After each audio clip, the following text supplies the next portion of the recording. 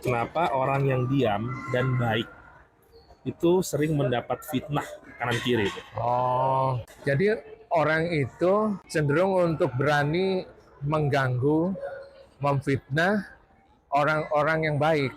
Tuh, kenapa? Karena orang baik biasanya nggak ada fight back. Oh, Jadi dia nggak balas dendam gitu loh. Jadi kalau misalnya difitnah, biarin aja gitu loh. Karena aku nggak kayak gitu kan gitu kan. mayoritas, mungkin hampir semua orang kayak gitu. Hampir semua orang baik ya kayak gitu. Nah, apalagi orang yang diam. Jadi kalau udah perpaduan antara orang baik yang diam, wah itu sasaran empuk. Karena fight back-nya, kemungkinan dia fight back itu kecil banget, 0,00 sekian dia fight back. Itu alasan pertamanya. Terus? Nah, alasan keduanya itu orang-orang yang diam dan baik itu biasanya punya prestasi. Oke. Jadi dia punya prestasi, dia tenang aja, dia menikmati hidupnya tenang aja gitu. Nah, di sekelilingnya itu biasanya timbul orang-orang yang iri dengki. Nah, sifat manusia iri dengki itu, persentase manusia yang iri dengki itu banyak banget. Kalau menurut Bapak, dalam perhitungan Bapak, maksudnya dalam pikiran Bapak, Iya. orang yang punya sifat iri dengki itu mungkin ada 70-75% dari populasi manusia gitu loh. Jadi kalau kita ketemu sama orang yang dia nggak punya sifat iri dengki, udah jarang banget.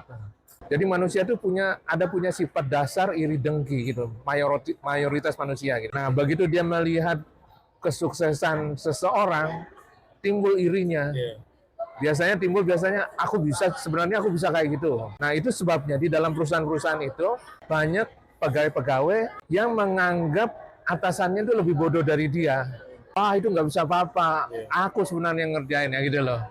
Sebenarnya aku yang harusnya jadi ini, aku yang harusnya jadi itu. Padahal mereka ini orang-orang yang bicara seperti itu sebenarnya the loser. Sebenarnya mereka nggak bisa apa-apa gitu loh. Karena nggak bisa mengungkapkan dengan prestasi, akhirnya mereka ngungkapin dengan omongan.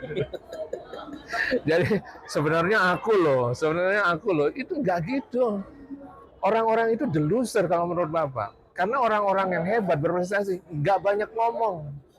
Dia tek membuktikan dengan karya. Nggak banyak ngomong. Orang ngomong ini biarin aja gitu.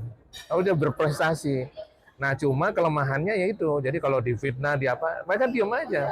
Karena mereka merasa, lu aku nggak gitu kok, gitu loh. Ya kan?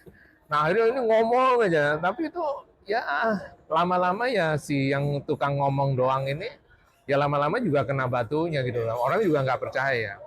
Karena di dalam manusia itu sendiri sebenarnya ada sifat yang baik gitu. Sehingga begitu ngelihat orang banyak omong, banyak apa, udah nggak percaya sebenarnya gitu. Misalnya, sebenarnya aku loh yang harusnya naik pangkat gitu kan, di perusahaan sering gitu tuh. Iya, iya. Sebenarnya aku tuh yang harusnya dipromosikan jadi manajer.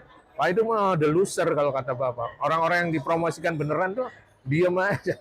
Bapak ngalami itu gitu banyak. Bapak naik gitu, berkuar-kuar. Harusnya aku yang di situ. Ya, sudah Bapak. Goodbye. Bapak naik terus nggak banyak ngomong Bapak. Gitu nah.